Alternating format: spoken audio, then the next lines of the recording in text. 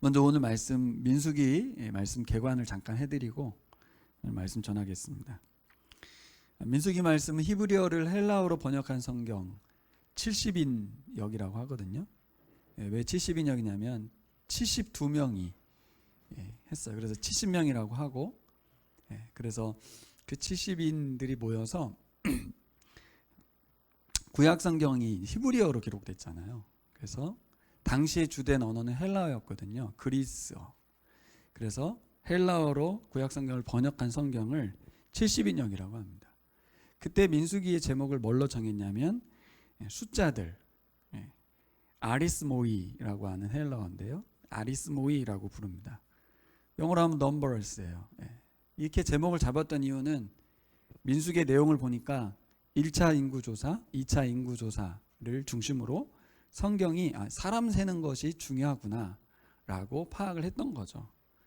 그래서 인구조사가 1세대 인구조사 60만 명 정도 되고 2세대도 60만 명 정도 됩니다. 그 두 숫자가 민수기의 핵심이라고 본 겁니다. 하지만 원래 히브리어 구약 성경의 민수기의 제목은 광야에서예요. 광야에서. 히브리어로 베밋바르거든요. 베밋바르. 보통은 히브리어 성경은 그냥 히브리어 성경의 첫 단어를 제목으로 잡아요. 그런데 민수기만큼은 첫 단어를 잡지 않고 문장을 잡은 거예요. 광야에서. 그러니까 광야라는 배경이 얼마나 중요한지 원래 히브리어 성경을 기록했던 유대인들은 광야에서라는 것을 더 메인으로 잡은 거죠. 그래서 상황과 환경이 더 중요해 보이는 거예요.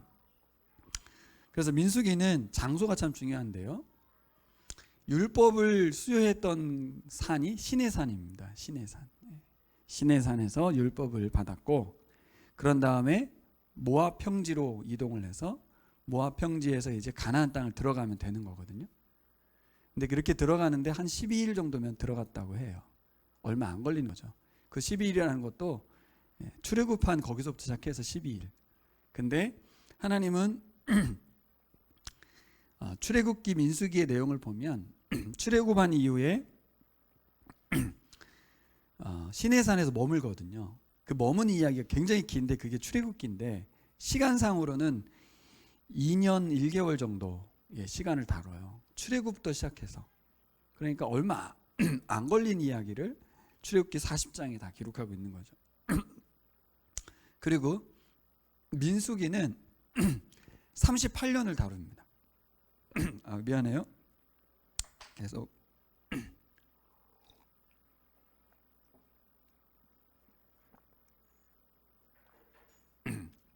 그래서 여러분 우리가 잘 아는 것처럼 출애굽 여정을 40년 잡잖아요. 근데 출애굽기가 말은 출애굽기지만 2년 정도밖에 안 다루고 민수기가 40년을 다룹니다. 그래서 38년의 그 시간 동안에 이스라엘이 어떻게 광야를 살았는지를 민수기가 다루고 있죠. 그래서 1장부터 10장 10절까지의 내용은 무슨 내용이냐면 딱 20일 동안 시내산에서 출발을 준비하는 이야기예요. 그것도 10장이나 되는데도 불구하고 그 시간은 20일 걸린 이야기고 그 20일 동안 어떤 일이 이제 벌어지냐면 모압 지졸이었던 그죠? 노예 생활하던 그들이 군대로 조직되는 그래서 하나님의 명령이 떨어진 그 이야기가 10장까지 기록되어 있습니다. 오늘 제가 말씀드릴 설교는 제목에 나와 있지만 난민에서 군대로 바꾼다는 거죠. 노예라는 정체성에서 난민의 정체성에서 자녀의 정체성으로 군대의 정체성으로 하나님이 바꾸시는 이야기를 우리가 10장까지 묵상을 하게 됩니다.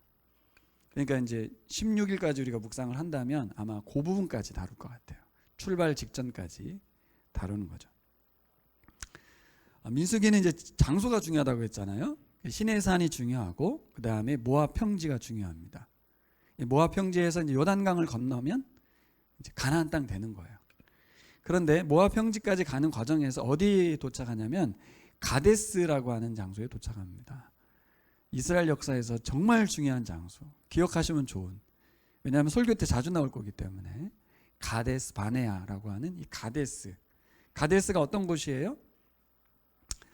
가나안 땅 들어가기 전에 12명의 지파별로 한 명씩 12명의 대표를 세워서 정탐꾼을 보낸 그곳이 바로 가데스 바네아죠. 모압 평지 가기 직전에서 그 가데스에서 어떤 일이 벌어졌어요? 가장 중요한 단어가 하나 등장하죠. 이스라엘 백성이 하나님께 대하여 뭘 합니까? 불평을 합니다. 불평. 가나안 땅을 정탐하고 온 정탐꾼들이 회보를 하는데 가장 핵심이 가나안 땅을 보니 너무너무 좋기는 한데 땅은 좋은데 사람이 거인 족속이 있어서 우린 들어가면 다 죽는다. 하나님이 왜 여기로 우리를 데려왔느냐라고 하는 불평이 쏟아지는 장소죠. 그리고 불평을 넘어서 이제 반역으로 이어집니다. 그래서 하나님께 반역을 해요. 그것이 바로 가데스 바네아죠. 하나님께 대한 반역의 결과가 어떤 일이에요? 광야 38년이 펼쳐지는 거예요. 그냥 바로 들어갈 수 있었는데 그가 불평하고 그들이 반역하면서. 반역의 핵심은 뭐였어요? 다시 애굽으로 돌아가자. 환애굽이라고 하죠. 출애굽을 했는데 다시 우리를 애굽 땅으로 돌려달라는 거죠. 하나님은 이들을 난민에서 노예에서 하나님의 자녀요, 하나님의 군대로 세워서 가나안 땅을 들여보내려고 싶었는데 그들은 어떤 마음을 표방했냐면 다시 노예 생활하겠다. 다시 노예로 돌아가는 것이 낫겠다라고 판단한 거죠. 엄청난 반역이었습니다. 그래서 결과적으로 어떤 일이 벌어졌어요? 광야 1세대는 모두 죽습니다. 가나안 땅에 들어간 사람은 딱 2명밖에 없어요. 1세대 중에서. 여호수아와 갈렙. 여호수아와 갈렙이 12명의 정탐꾼 중에 딱 2명 불평하면서 원망 어린 회보를 하지 않고 믿음의 보고를 했던 2명만이 가나안 땅에 들어갑니다. 그리고 그 자녀들, 그 자녀 세대가 제2세대, 후세대가 가나안 땅에 들어가는 이야기죠. 38년 동안 광야에서 그들은 죽습니다. 길고 긴 방황이 이어져요. 그런데 놀랍게도 민수기는 뭘 기록하지 않냐면 38년 동안의 그들의 방황의 이야기를 기록하지 않아요. 기록할 가치가 없는 거죠. 의미 없는 이야기라는 것이죠. 그러니까 민수기의 내용은 잘 보면 38년을 기록하고 있는 것 같지만 초기 2년의 이야기가 써 있는 것 뿐이고 마지막의 이야기가 있는 거예요. 성경이 보면 많은 걸 기록하고 있는 것 같아도 중요한 부분만 말하고 있다는 걸 알아야 돼요. 우리 인생에도 잘 보면 중요한 순간이 참 중요합니다. 그리고 나머지 일상에서는 그렇게 의미가 있지 않아요. 언제 의미 있어요? 언제 가치 있어요? 언제 성경이 기록돼요? 2가지 중에 하나거든요. 하나님께 순종해서 하나님의 뜻이 실현됐을 때 기록되고 하나님께 반역해서 심판받았을 때 기록돼요. 그 과정은 사실 나오지 않아요. 결국 심판받으면 죽는 거고 순종하면 그가 복을 받아 하나님의 복을 누리며 사는 삶이기 때문에 너무나 중요하고 너무나 당연한 것이지만 그 결과에 대해서는 말하지 않고 왜 그렇게 됐는지를 말하는 거죠. 우리가 민수기를 읽어갈 때 역사책으로 읽어갈 문제가 아닌 거죠. 역사로 볼 게 아닌 거예요. 그냥 그 기록을 기억하는 게 아니라 이걸 기록하셔서 우리에게 하시고 싶은 말씀이 뭐냐는 거죠. 이게 이제 우리가 민수기를 읽어가는 독법입니다. 그런 다음에 다시 서는 곳이 어디냐? 38년 지나서 2세대가 다시 서는 곳이 바로 가데스. 다시 가데스로. 가데스에서 시작된 반역이 부모 세대에서 다 죽고 자녀 세대가 다시 가데스에 서서 하나님 앞에서 다시 정탐꾼을 보냈던 그곳에 서서 가나안의 땅에 대한 소망을 가지고 마무리되는. 그리고 이제 뒤에 신명기잖아요. 창세기, 출애굽, 레위기, 민수기, 신명기잖아요. 그렇죠? 신명기는 가나안 땅 들어가기 전에 어떻게 하면 하나님 말씀대로 살 것인가에 대한 말씀 이야기고 실제 들어가는 장면은 여호수아에서 이제 시작됩니다. 자, 민수기 장소를 기억하세요. 시내산에서 모압 평지로, 모압 평지에서 가데스 바네아에서, 그리고 광야 38년 뺑뺑이 돌고 다시 가데스에서 와평지까지 이렇게. 사실 뭐 장소를 해봤자 많이 나오지도 않아요. 그래서 내용은 뭐냐? 시내산에서 떠날 준비를 하는 내용에서 마지막 내용은 뭐예요? 가나안 땅 들어갈 준비를 하는, 다 준비 이야기로 다 민수기는 되어 있습니다. 오늘 말씀에서 제가 첫 번째로 드리고 싶은 말씀은 광야라고 하는 이 지명이죠. 광야, 베미드바르. 광야에서, 이 광야는 어떤 곳인가? 첫 번째로 우리에게 주는 메시지는 광야는 우리의 정체성을 변화시키는 곳입니다. 잘 기억해 주십시오. 광야는 우리의 정체성을 변화시키는 곳입니다. 본래 우리가 어떤 사람이었는가를 인식하는 것이 광야 생활에서 되게 중요합니다. 제일 중요한 것은 내가 어떤 존재고 어떤 사람이었는지, 내 정체성이 어떠하였는지를 광야에서 발견하는 거예요. 두 번째 우리가 광야에서 발견할 수 있는 것은 뭐냐면, 우리가 누군지를 알기 위해서는 사실을 누구를 만나야 되냐면 하나님을 만나야 돼요. 그래서 우리가 누군지를 알려면 우리의 주인을 만나야 합니다. 광야에서는 우리의 주인을 만나는 거예요. 나를 만나야 되는데 나를 정확하게 만나기 위해서는 우리의 주인을 만나야 합니다. 우리 주인이 어떤 분이시냐? 우리의 정체성을 변화시켜가는 분이라는 것이죠. 광야라고 하는 환경에 자꾸 집착을 하게 되면 이게 안 보입니다. 내가 여러분에게 민수기 독법을 알려드리는 거예요. 광야 생활에서, 민수기에서 발견해야 될 것은 나를 발견해야 돼요. 우리의 정체성을 발견해야 돼요.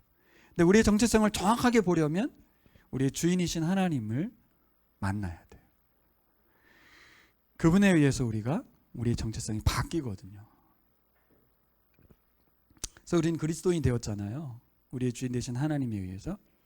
그래서 우리 민수기 읽으면서 이스라엘 백성들을 보면서 노예였던, 난민이었던 그들의 정체성을 보면서 우리를 보는 거고, 두 번째는 우리의 정체성을 변화시키신 하나님의 일하심을 보는 거고, 근데 그 하나님이 어떠한 마음으로 이들을 대하시는지도 보는 거고, 결과적으로 그들이 어떠한 존재로 바뀌어가는지, 하나님 계획하시던 하나님의 백성, 하나님의 자녀, 하나님의 군대가 되어가는 과정을 우리가 민수기를 통해서 보는 것입니다.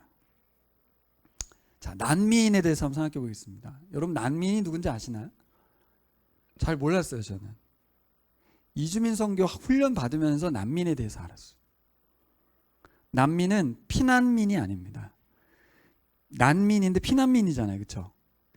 이집트에서 피난 온 거거든요. 근데 공식적으로 난민은 어떤 것이냐면, 다른 국가에 들어갔을 때 난민 지위를 인정받고 인권을 보호받고, 피난민이지만 떠돌이가 아닌 어느 정도 보호를 받는 사람들을 난민이라고 표현을 하죠. 이주민 선교 훈련 받으면서 알았어요. 아, 난민 지위를 함부로 부여하지 않아요. 왜냐하면 그 나라가 책임져 주거든요. 우리나라에, 그래서 제주도에 외국인들이 들어왔을 때 그 난민 지위를 부여하냐 안 하냐의 말이 많았어요. 아프가니스탄에서 온 사람들을 난민 지위를 부여하냐 안 하냐에서 말이 많았고, 이스라엘 백성들이 난민이었습니다. 피난민이었다가 난민 상태로 살아가고 있었어요. 그러다가 하나님께서 그를 출애굽기 19장에 보시면 이스라엘 백성들을 자기 자녀로 부릅니다. 그리고 내가 너의 아버지가 되고 너희는 나의 자녀가 될 거야. 하나님께서 이스라엘 부르신 목적을 출애굽기 19장에서 말씀하시고 드디어 20장에서 10계명을 말씀하시거든요. 그래서 19장이 되게 중요한 장이에요. 출애굽기 19장.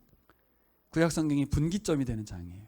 여기에서 피난민이었던, 난민의 지위를 가졌던 그들에게 하나님이 자녀로, 그리고 민수기 1장에 와서는 이제 군대로 바꾸시는 거죠. 군대로. 노예였던 그들을, 난민이었던 그들을 하나님의 군대로 바꾼다는 것입니다. 근데 여러분, 되게 중요한 것이 장소라고 그랬죠? 그 군대를 만드는 곳이 어디예요? 광야예요, 광야. 우리는 싫어요. 군대 가기 싫어요. 군대 정말 싫어요. 전 안 갔다 왔기 때문에 잘 모르는데, 갔다 온 분이 늘 얘기해요. 하루라도 더 가고 싶지 않다. 그렇게 얘기하더라고요. 네. 그런가요, 민 집사님? 네. 말하면 뭐 하겠습니까 하면서 웃네요. 네. 여자분들도 군대 가는 일단 형평성을 좀 요구하는 남자들이 계신 거 아시죠? 좋지 않습니다. 군대. 제가 군대 가고 싶다고 했다가 목사님한테 엄청 혼났어요. 그런 소리 하지 말라고. 저는 군대를 면접 받았지만 군대 하면 어떤 게 떠오르세요? 군대라는 것. 네. 군대라는 거는 전쟁 용어죠. 전투를 하기 위해서 군대가 조직되는 것입니다. 과연 성경에서 말하는 군대가 그거 말하는 것일까? 성경에서 말하는 하나님의 군대를 조직한다는 것은 무엇을 말하는 것일까? 이스라엘 백성에게 군대가 되라는 말은 어떤 의미일까? 오늘 이제 그것을 살펴봐야겠죠.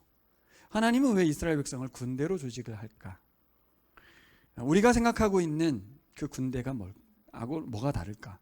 두 번째 우리가 생각해 볼 거는 여기 계신 분들은 특별히 그런 분은 없을 것 같은데 좀 신앙생활을 한 우리 일람 집사님이나 민 집사님 이런 분들은 교회에서 우리를 영적 군사, 영적 군대로 만들겠다라는 얘기를 들어본 적이 있을 거예요. 그래서 흔히 말하는 교회에서 말하는 영적인 군대, 군사로 만든다는 것과 민수기에서 말하는 것은 같은가? 이것도 좀 생각해 봐야 돼요. 교회에서 계속 말하고 있는 우리는 영적인 군사야, 군인이야, 하나님의 군대야 라고 말하는 것이 과연 민수기가 하나님께서 민수기를 통해서 말씀하셨던 군대 조직하는 거하고 같으냐 하는 거죠. 이 부분을 우리가 오늘 살펴봤으면 좋겠습니다. 여러분 하나만 여러분이 꼭 명심시켜드리고 싶은 게 있어요. 하나님께서 우리를 광야로 보내시는 것, 하나님은 이스라엘을 광야로 보내셨는데 우리 인생이 광야가 펼쳐지는 것은 우리를 힘들게 하고 고통스럽게 하고 어렵게 하려고 하신 것이 아니라는 거죠. 하나님의 마음은 우리가 그곳에서 참된 자유를 누리고 평안을 누리고 기쁨을 누리길 원하십니다. 그래서 광야로 보내십니다. 1세대가 반역을 했기 때문에 징계 차원에서 광야를 살게 하신 것이기도 하지만 한편에서 보면 그들이 광야 생활을 한 것은 하나님의 선하신 계획이라고 봐야 돼요. 내 인생에서 왜 이렇게 고난이 많고 힘들고 왜 이렇게 내 인생은 우리 집은 내 상황은 왜 이렇게 꼬이고 척박하고 그럴까? 광야가 어떤 곳입니까? 광야는 죽음의 땅입니다. 길도 안 보이고 끝도 안 보이는 미지의 땅입니다. 과연 이 땅에서 평안이 가능합니까? 자유는 하죠. 자유. 아무것도 없으니까 자유를 할 수 있어요. 그게 자유일까요? 기쁨은 어떻습니까? 기쁨. 우리의 인생에서 하나님이 참된 자유와 평안과 기쁨을 주고 싶어 하신다는데 웬 광야?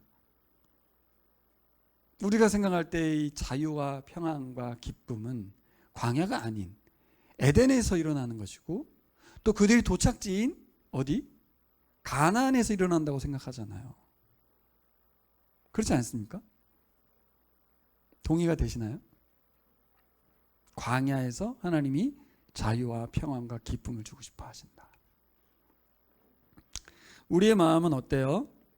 광야에 살다 보면 하루빨리 가나안에 들어가고 싶잖아요. 하루빨리 저기에 들어가야만 참된 평안과 기쁨이 기다리고 있을 것 같잖아요. 아파트 빨리 당첨돼서 거기 들어가 입주를 해야만 편할 것 같잖아요. 지금 이 전세와 월세살이는 우리의 불편함을 주거든요. 근데 무슨 여기서 평안과 기쁨이 있겠습니까?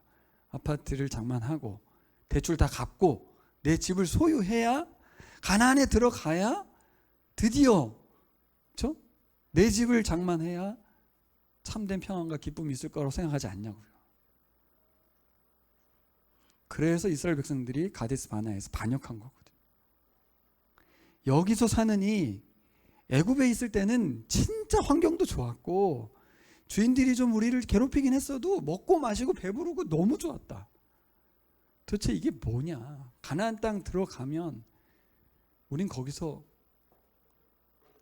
평안과 기쁨을 누릴 수 있는 거냐? 하나님을 믿을 수 없다는 거죠. 여러분, 광야라는 곳은 결핍의 땅입니다. 이곳에서 과연 뭐가 있겠습니까? 우리는 가나안에 속히 들어가길 바랍니다. 근데 하나님은 가나안으로 속히 안 들여보내십니다. 이 원리를 민수기 읽으면서 깨달을 수만 있다면 우리는 우리의 마음이 자꾸 환경을 바꾸려고 하는, 환경을 만들어서 내가 안식을 누리고 평안을 누리려고 하는 이 우리의 본성에서 한 걸음 물러날 수 있을 줄 믿습니다. 그러면 광야에서 무슨 일이 벌어집니까? 광야가 에덴이 될 수 있어요. 광야에서도 평안을 누릴 수 있고 광야에서도 기쁨을 누릴 수 있어요. 핵심은 환경이 아니고 핵심은 사람이에요. 핵심은 나야, 나. 내 정체성이 어떠냐에 따라서 광야가 에덴이 될 수도 있고 가나안이 지옥이 될 수도 있어요. 내가 중요한 거예요. 나라는 사람의 정체성이 어떻게 바뀌느냐가 제일 중요한데 우리는 자꾸 환경이 바뀌기를 바라고 환경이 우리를 행복을 줄 거라고 생각을 해요. 그래서 하나님은 광야로 보내는 거예요. 왜요? 광야에서만 정체성이 바뀌기 때문에. 광야에서 나를 발견하고 광야에서 하나님을 만날 수 있기 때문에 그래요. 제가 얘기했잖아요, 여러분. 내 통장에 10억이 있으면 기도하시겠냐? 기도하겠습니까? 기도할 필요가 없어요. 10억 가지고 살면 되는데 뭘 구해요, 하나님께? 가난한 사람들과 어려운 사람들을 보면 어떤 마음이 드냐면 쟤들은 게을러. 쟤들은 열심히 하지 않아. 나도 힘든 데가 있었어. 너도 좀 당해봐. 그렇게 되지. 그 많은 돈을 가지고 나누거나 섬기는 데 쓰지는 않습니다. 내가 얻은 것이고 내가 쌓은 것이기에 누리기에 바쁘고 하나님께 기도하는 건 더 뭐예요? 우리 자식들도 돈 더 많이 벌게 해주시고 이 참 평안과 기쁨이 계속 자자손손 되기를 기도하게 되지 연약한 자를 돌보고 가난한 자를 찾지는 않아요. 그래서 부자든 가난한 사람이 다 광야로 보내는 거예요. 광야로 다 가야만 정체성이 바뀌기 때문에 그렇습니다. 여러분, 정체성이 바뀌지 않으면요 환경이 가난이라도 노예로 살아갑니다. 돈의 노예로 사는 거예요. 자식의 노예로 살고 건강의 노예로 살고 행복의 노예로 사는 거예요. 도대체 무엇을 위해서 자식을 위해서 힘쓰고 무엇을 위해서 내가 행복을 위해 살고 있는지 지금 착각한 채 노예로 삽니다. 정체성이 바뀌셔야 되죠. 근데 내가 나를 바꿔보면 바꿀 수 있어요? 수환 형제, 내가 내 자신을 바꿔낼 수 있어요? 새해가 되면 결단을 하잖아요. 금연하리라, 금주하리라. 여러분 잘 아시는 것처럼 남자들의 가장 중요한 결단들이죠. 되냐고요? 안 돼요. 나는 나 자신을 바꿀 수 없어요. 하나님께서 우리를 바꿔주셔야 될 줄 믿습니다. 왜요? 그분이 우리의 주인이시거든요. 내가 내 인생의 주인으로 살고 있기 때문에 광야가 광야인 거예요. 그분이 주인 되시면 광야가 에덴이 되는 겁니다. 결국 정체성을 바꾸기 위해서 하나님은 어떤 방식을 쓰세요? 두 번째로 군대를 조직하는 겁니다. 군대. 괜히 군대 만드는 게 아니에요. 우리가 생각했던 그 군대 이미지와 교회들이 사용하고 있는 군대 이미지와 민수기가 말하는 군대 이미지는 좀 달라요. 어떻게 다를까요? 하나님이 왜 우리를 군대로 조직할까요? 이스라엘을 왜 군대로 만드셨을까요? 1차적으로 군대는 전쟁용이죠. 전쟁이 필요하다는 이야기죠. 곧 전쟁을 치를 거란 이야기이긴 해요. 그런데 하나님의 군대는 일반 군대와 달라서 전쟁을 치르기 위해서 뭘 준비해야 되느냐? 파워를 기르지 않고 총검술을 연습하지 않고 뭐 하라는 거예요? 오늘 보면 말씀을 듣는 군대를 만드는 거예요. 그래서 오늘 2장 1절과 2절을 잘 보시면 군대의 진을 치되 성막을 향하여 치라 이렇게 말합니다. 새 번역은 회막을 중심으로 치라, 개역성경은 회막을 향하여 치라 이렇게 번역되어 있어요. 제가 다른 번역들을 다 봤더니 개역성경 번역이 아주 의미적 번역을 한 거예요. 이 원래 단어는 그냥 회막이 가운데 있고 그들이 진을 칠 때는 회막 주위에 쳐라 이렇게 돼 있어요. 어라운드로 돼 있어요. 근데 개역 성경을 번역할 때는 의미를 부여한 거죠. 회막을 향하여 치라 하는 거죠. 회막을 중심으로 하여 회막을 바라보라는 얘기예요. 자, 군대를 조직하는데 어떻게 조직했습니까? 가운데 성막이 있었고 앞에 세 지파, 오른쪽 세 지파, 옆에 세 지파, 뒤에 세 지파에서 12지파를 세웁니다. 근데 레위 지파는 성막을 보존하는 역할을 하기 때문에 요셉의 아들 에브라임과 므낫세가 다시 조카지만 두 지파가 되어서 12지파가 완성되는 거고 레위 지파는 온전히 성막만 봉사하는 거예요. 그래서 12개가 완성되죠. 그런데 전쟁용이라면 이들은 어디를 향해야 돼요? 그 눈이? 그 방향이? 바깥을 향해야 되잖아요. 적들을 보호해야 되니까. 그런데 그들은 방향을 어디로 향하라고요? 성막을 향하라는 거예요. 성막을. 물론 걸어갈 때는 앞을 보고 갔겠죠. 옆만 보고 이렇게 가진 않았을 거예요. 그러나 이 말씀은 어떤 의미예요? 하나님을 향하라는 거죠. 적들을 향하는 게 아니라 하나님을 향하라는 거예요. 광야 생활에서도 중요하고 가나안 생활에서도 중요합니다. 광야에서는 사실 우리가 신앙생활 잘할 수 있어요. 필요하거든요. 하나님을 향해. 근데 여기서 정체성을 온전히 바꿔내지 못하면 가나안 땅 들어가면 바깥을 향하고 세상을 향하게 돼요. 이 광야에서 훈련을 받는 거예요. 필요를 충족시키는 것 말고 우리가 하나님의 군대로 바뀌는 거예요. 하나님의 말씀을 듣는 사람들로. 그래서 따라해보세요. 경청. 이 군대 조직은 말씀이 가장 잘 전달되는 구조를 만든 거라는 거죠. 가장 군대를 잘하면 어떻게 되냐면 일람산 해병대 갔다 왔죠? 어떻게 하죠? 가장 중요한 강력한 군대를 맨 앞에 세우고 그리고 맨 뒤에 또 그렇죠? 세우고 이렇게 해서 전략적으로 파워를 중심으로 군대를 조직하거든요. 근데 여호와의 군대, 하나님의 말씀의 군대는 하나님의 말씀, 성막을 통하여 전달되는 말씀이 가장 잘 전달되는 구조로 형성되어 있다는 거죠. 그러니까 하나님이 만드시는 군대는 일반 군대와 다르고 또 교회에서도 우리 그리스도인은 군사야, 군대야 라고 말할 때 그게 상당히 좀 호전적이고 이렇게 세상을 향하여 막 이렇게 좀 전투적인 느낌을 좀 주는데 사실은 그렇지 않습니다. 왜 말씀을 잘 들어야 될까요? 말씀대로 전투를 하려고 한 게 아니라 이 말씀은 어떤 의미를 주냐면 이 하나님의 백성 이스라엘이 하나님 말씀대로 거룩하고 정결한 공동체를 세워가는 것이 하나님의 뜻이었어요.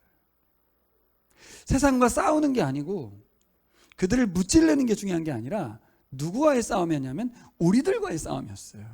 나와의 싸움, 또 누구하고 싸움? 우리 공동체와의 연합의 싸움이에요.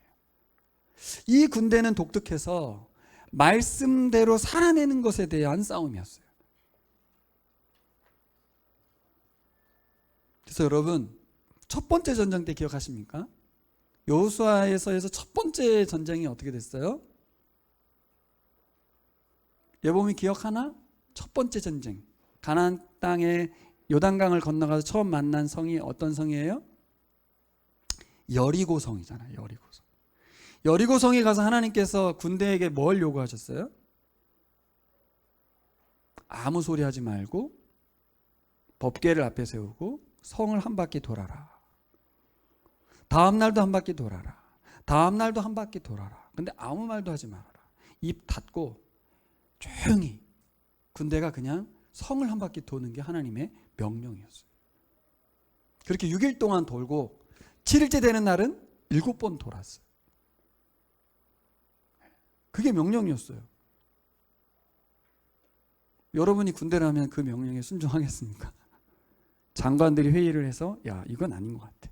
하나님께 물어보자. 왜 이런 명령을 주시는지. 도대체 뭐 하자는 건지 따져보자. 이럴 수 있잖아요. 근데 이 군대가 잘 조직된 거죠. 하나님 말씀하신 대로 듣고 순종하죠. 그래서 여리고성을 무너뜨리는 핵심이 뭐였어요? 하나님 말씀대로 순종해서 여리고성이 무너집니다. 7째 날 7바퀴를 돌고 성을 향하여 크게 소리 지르라고 했을 때 하나님 말씀대로 순종하고 그 성은 그냥 무너져 내렸어요. 자, 정리해 봅시다. 전투는 누가 합니까? 하나님이 하세요. 우리의 삶에 있어서 가장 중요한 원리를 꼭 기억하시기 바랍니다. 싸움은 누가 싸우세요? 하나님이 싸우세요. 출애굽기의 내용이고 여호수아 내용이고 사사기 내용이에요. 잘 보시면 여호와께서를 주어로 사용해서 이기게 하시느니라, 이기게 하시니라 이렇게 돼 있어요. 하나님이 전쟁의 주인이시고, 그래서 이스라엘 백성들은 하나님 부를 때 뭐라고 말해? 만군의 주 여호와 이렇게 부릅니다. 전쟁에 능하신 분. 자, 정리해 봅시다. 우리가 군대로서 어떤 힘을 키워야 돼요? 이스라엘 백성은 군대로서 어떤 힘을 키워야 돼요? 세상의 파워를 추구하지 말라는 거예요. 세상의 방법을 사용하지도 말라는 거예요. 우리의 상식과 지혜를 동원도 하지 말라는 거예요. 어떻게 이렇게 들어보면 이해가 잘 안 돼요. 그럼 우리는 바보가 되라는 얘기인가? 응? 난 생각도 하지 말라는, 기계가 되라는 얘기인가? 저 그런 생각 했었어요, 사실 진짜. 말씀을 들으면 아무리 생각해봐도 바보가 되라는 얘기로 들려요. 그렇게 들으신 분 지금. 하나님 그렇게 말한 적이 없어. 근데 그런 얘기는 안 들리고 내 생각만 딱 듣는 거예요. 그럼 바보가 되라는 얘기요? 아무것도 하지 말라는, 기계가 되라는 얘기요? 그렇게 말한 적이 없어요. 그럼 뭐라고 그랬어요? 거룩하고 정결한 백성이 되라고 했죠. 이거는 기억이 안 나. 싸우기 위해서는 뭘 준비해야지. 공부도 해야 되고 돈도 벌어야 되고 직장도 가져야 되고, 살기 위해서는 뭔가 필요한데 자꾸 왜 하나님은 아무것도 하지 말라고 하지? 언제 아무것도 하지 말라고 그랬어요? 거룩하고 정결한 백성이 되라고 그랬지. 자, 잘 들으세요. 군대라고 하니까, 세상을 살아가니까 막 전투적이잖아요. 서로 경쟁하잖아요. 적자 생존이죠. 약육강식의 세상을 살잖아요. 그러니까 우리 속에 뭐가 있냐면 전전긍긍하는 마음이 있어요. 파워를 기르지 않아서는, 스펙을 쌓지 않아서는 절대로 살아남을 수 없다.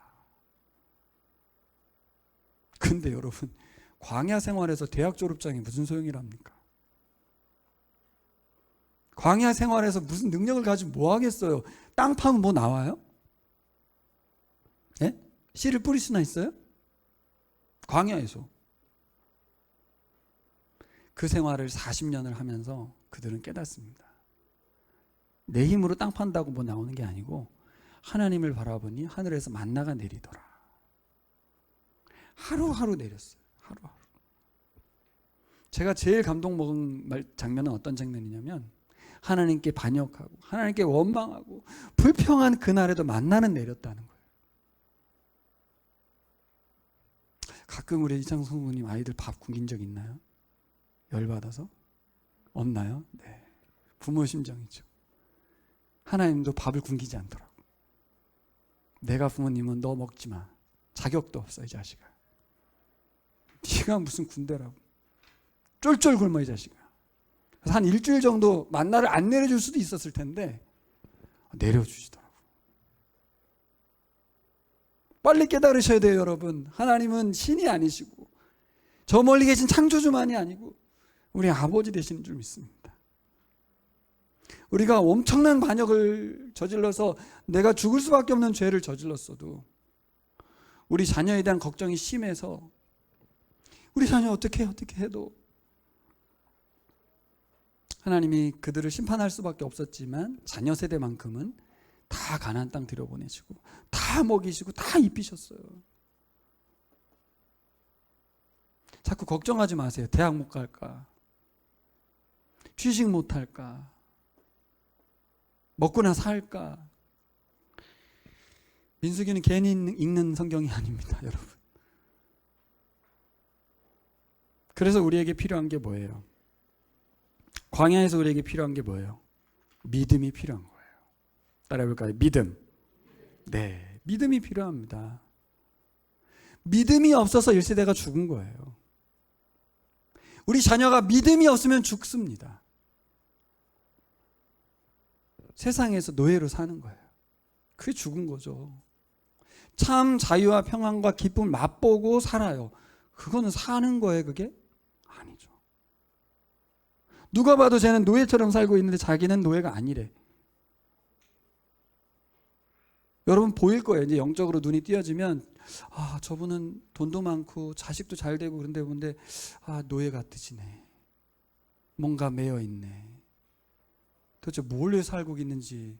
난 이렇게 돈도 좀 없고 난도 좀 모자라지만 난 이렇게 여유 있고 평안하고 난 미래에 대해서 그렇게까지 막 절망스럽지 않은데 저분은 너무 전전긍긍하시네. 얼마나 돈이 더 많으면 전전긍긍하지 않을까? 얼마나 돈이 더 있으면 저분은 만족을 할까? 다 보여요. 다 보여요. 광야에서 필요한 건 믿음입니다. 돈이 아닙니다. 우리의 실력이 아닙니다. 파워가 아닙니다. 여러분 1년 동안 이 광야 생활이라고 하는 이 작년보다 더 힘들다고 하는 이 시기에 이 시대에 이 대한민국을 살면서 여러분 뭘 추구하셔야 되겠어요? 믿음을 추구하셔야죠. 그래서 하나님을 알아가시기를 바랍니다. 우리 아버지가 어떤 분이신지를 알면 굳이 내가 뭘 이렇게 쌓으려고 하지 않습니다. 아버지가 재벌이라는 걸 알면 굳이 내가 돈 벌려고 하지 않습니다. 상속을 받을 거거든요. 네. 이해가 되시나요? 하나님 모든 것의 창조주세요. 우리의 삶을 공급해 주시는 분이세요.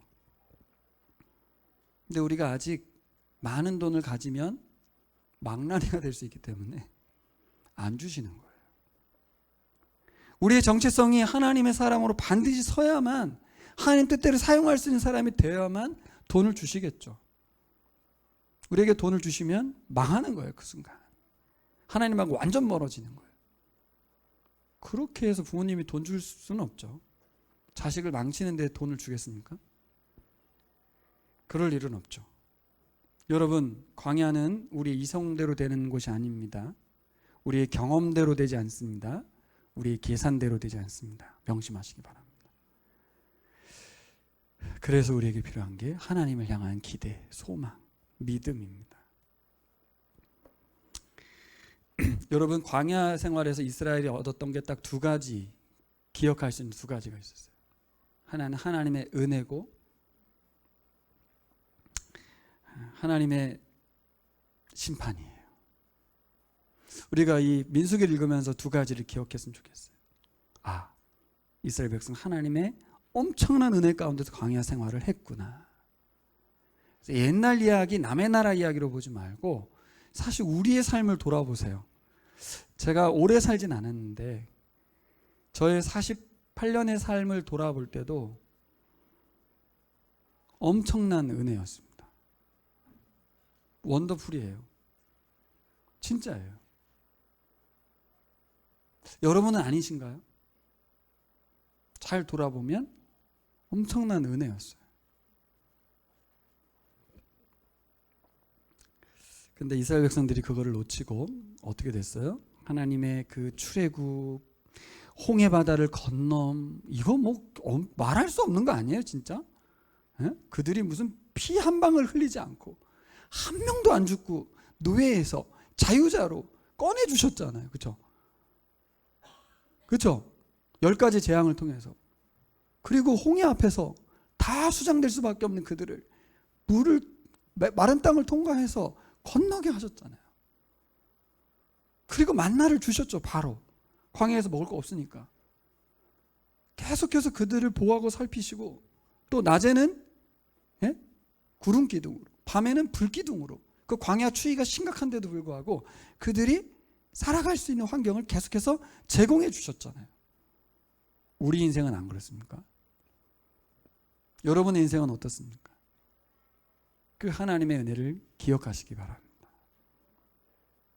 여전히 광야 안에 그러지 말고 광야에서 하나님을 신뢰하면 에덴이 됩니다. 에덴이 왜 에덴이에요? 하나님이 함께 하시기 때문에 에덴인 겁니다. 광야에서 어떻게 먹을 수가 있어요? 어떻게 추위에서 더위에서 살아남을 수가 있어요? 두 번째 우리 이 이스라엘 성들이 기억해야 될 것은 하나님께 반항하고 불평하다가 심판당했다는 심판에 대한 기억이에요. 그것이 바로 광야입니다. 그래서 가나안 땅 들어갔던 어린 세대가 뭘 기억해야 되냐면 우리 부모님들이 불평하고 원망하다 다 죽었다. 그걸 기억하는 거예요. 우리 부모 세대가 하나님을 대적함으로 해서 가나안 땅 못 들어갔다를 기억하는 거죠. 여러분, 우리는 이것을 타산지석으로 삼고 기억하셔야 될 점 있습니다. 꼭 그것을 경험해 봐야 알겠어요? 누군가가 하나님께 불신하고 불평해서 대적해서 심판받아 쫄딱만 하는 거를 내가 경험해가지고 자녀에게 알려줘야겠어요? 산 증인으로서? 그럴 필요는 없죠. 민수기를 괜히 쓴 게 아닙니다. 이스라엘 후대가 신명기 말씀을 통해서 전달하고 싶었던 말씀이 뭐예요? 민수기 다음 신명기 말씀에서 핵심 단어가 뭐예요? 신명기 말씀은 예? 들으라거든요. 들으라 이스라엘이잖아요. 청종하라는 거예요. 말씀을 듣고 순종해라. 그래야만 가나안 땅 들어가서 너희들은 여전히 바뀐 정체성으로 노예가 아닌 하나님의 자녀로 살아갈 수 있다는 거죠. 자, 정리해 봅시다. 이제 우리의 이 광야 생활에서 이스라엘 백성들이 집중해야 될 것이 무엇이라고 이제 깨달아요? 힘을 기르는 겁니까? 전투력을 증강시키는 거예요? 예? 공부 열심히 하는 거예요? 돈 많이 버는 거예요? 뭐 하라고요? 뭐? 말씀 잘 듣고 그 말씀대로 이 공동체를 세워가라는 거죠. 그래서 군대입니다. 여러분, 군대는 혼자 싸우는 게 아니죠. 군사로 말하지 않고 군대로 말했잖아요. 왜 조직을 했어요? 예, 혼자 살아갈 수 없어요. 함께 해야 되기 때문에. 함께 같이 하나님 말씀을 살아내라는 거예요. 말씀을 전달해주고 말씀을 보여주고 말씀을 기억하게 해주고 말씀을 가르치고, 그래서 군대입니다. 하나님의 군대는 힘을 기르는 군대가 아닙니다. 하나님의 군대는 뭐예요? 말씀을 살아내는 공동체예요. 이게 여러분에게 피상적으로 들리지 않았으면 좋겠어요. 자, 우리 2023년 동안 우리 공동체가 뭐에 힘을 기울였으면 좋겠어요?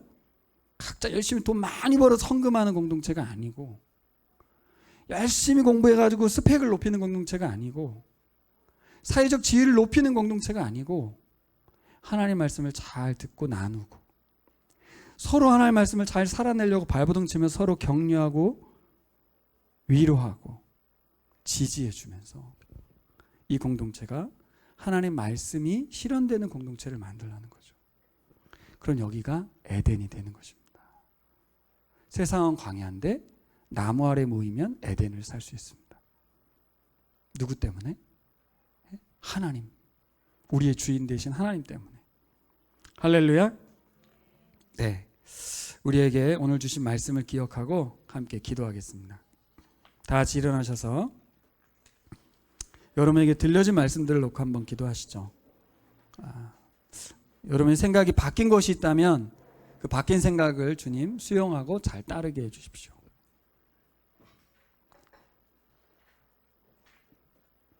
말씀을 대한 우리의 생각도 바뀌어서 그냥 경건하기 위해서 읽어내는, 나의 유익을 위해서 사용하는 도구가 아니라 살아내기 위한, 이 거룩한 공동체, 정결한 공동체를 세우기 위한 도구로 말씀을 대한다면 다르겠죠? 이스라엘은 그렇게 하지 않았어요. 자기들 하고 싶은 대로 했어요. 우리도 그럴 수 있어요. 우리가 다 내가 주인인 사람들이거든. 그래서 진짜 하나님 아버지를 신뢰하면서 그 말씀 잘 듣고, 잘 들으려면 그 마음까지 읽어내야 돼요. 우리 자녀들이 부모의 마음은 잘 못 읽어내잖아요. 우리는 하나님 마음을 읽어내는 성경 읽기를 했으면 좋겠습니다. 그래서 세상은 자꾸 우리에게 스펙을 쌓아라, 돈을 모아라, 자식들을 성공시켜라 하고 말하지만 하나님을 알아가고 또 하나님 말씀대로 나를 변화시켜 가시는 대로 내가 변화되고, 또 군대로서 우리 서로가 말씀을 전하고 가르치면서 자녀들에게 알려주면서 실제 우리에게 펼쳐질 가난이 있죠. 우리에게 돈이 많이 주어지거나 환경이 좋아질 때가 올 텐데, 그때도 여전히 하나님을 주인 삼아 그 부어주신 복들을 나누고 흘리면서 제대로 된 이스라엘 백성의 제사장 역할을 할 수 있는 교인들로 준비되셨으면 좋겠습니다. 저는 여러분들이 부자 됐으면 좋겠고, 좋은 스펙도 가졌으면 좋겠고, 좋은 영향력을 가졌으면 좋겠는데, 먼저는 정체성을 세우는 거죠. 먼저는 광야 생활입니다. 잘 훈련되는 우리가 되길 소망합니다.